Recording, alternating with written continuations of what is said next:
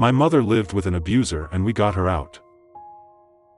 My elderly mom and her husband had been married 24 years.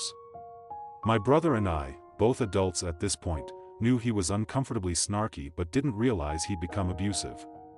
For all those years, the only person she'd told about the abuse was her pastor, who instructed her to stay in the marriage because divorce was a sin. It wasn't until she got cancer that things escalated and she decided it was time to tell us everything. He would mock her for being sick after chemo and forced her to clean up her own vomit. He wouldn't allow her to sleep during the day, saying it was lazy. He made her wear an itchy wig day and night because her bald head looked stupid.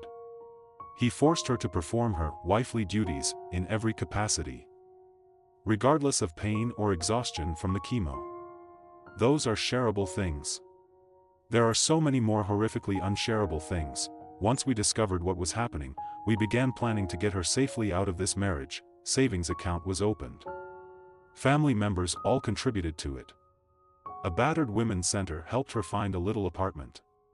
We made many lists. Within a week of her disclosure, the day came to escape. Her husband went to work that morning like normal, dressed in his friendly Walmart smock. Our cousin followed him to make sure he was truly gone while the rest of us swooped in. 3 of us had flown in the night before and stayed in a hotel. 2 of her siblings woke up pre-dawn to make the 3-hour drive to her town. We all converged on the house within minutes of his leaving and we had a plan. Every person had a list of responsibilities, things to pack, items to locate, and details to handle. We were quick and efficient. Everything was loaded into my uncle's truck and driven to her little apartment within 2 hours. She wrote a note explaining that she had left him due to abuse.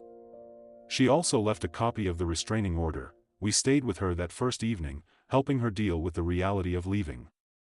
She knew she'd made the right decision, but she was still heartbroken, embarrassed, and scared. The next day, we intended to help her unpack and set up her new place. But one phone call changed all that. Her husband's boss called her, concerned that he'd not shown up for work. She was his emergency contact and nobody knew she'd left him the day before. We told her he was probably too emotional to go to work. But something in the pit of her stomach told her otherwise. My brother tried calling him. No answer. He drove by the house and saw his truck in the driveway and the newspaper on the step. That's when we decided to call for a wellness check. My brother was there when the police showed up. No answer at the door. Peeked through all the windows. No sign of him. My brother had my mom's key and let the police in. They searched the little house and found his Bible laid out on the bed and his Walmart smock hung in the bathroom. They also found 2 empty bottles of whiskey on the coffee table.